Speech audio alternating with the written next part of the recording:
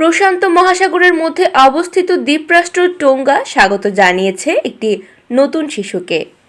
সেই নতুন শিশু হলো একটি শিশু দ্বীপ যা আগ্নেয়গিরির অগ্ন্যুৎপাতের ফলে সৃষ্ট হয়েছে। নতুন শিশু দ্বীপটি দক্ষিণ পশ্চিম প্রশান্ত মহাসাগরে সৃষ্ট হয়েছে। ওই অঞ্চলে পানির নিচে রয়েছে অনেক আগ্নেয়গিরি। এই নিমজ্জিত আগ্নেয়গিরিগুলোর মধ্যে একটি থেকে গত 10 তারিখ অগ্ন্যুৎপাত শুরু হয় বলে জানিয়েছে নাসা আর্থ অবজারভেটরি।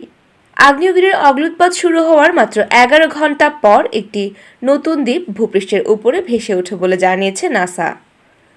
স্যাটেলাইট দিয়ে সদ্য জন্ম নেওয়া দ্বীপেরও ছবি ধারণ করেছে তারা। নাসা জানায়, নতুন দ্বীপটি আকারে দ্রুত বৃদ্ধি পেয়েছে।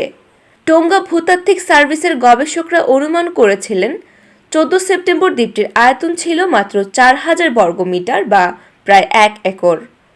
কিন্তু 20 সেপ্টেম্বরের মধ্যে দ্বীপটি 24,000 বর্গমিটার বা প্রায় 6 একর আয়তনে বেড়েছে।